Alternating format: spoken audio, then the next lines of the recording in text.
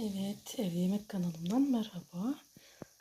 Mantarlı köfteli yemeğimiz pişti.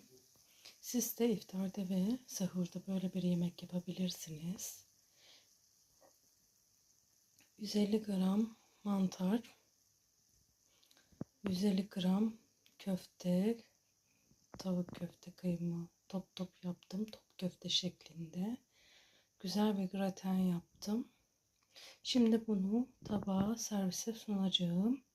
Son halini de göstereceğim. Evet.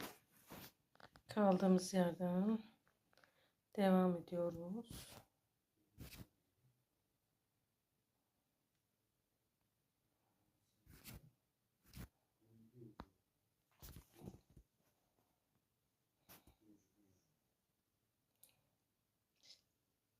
Size bu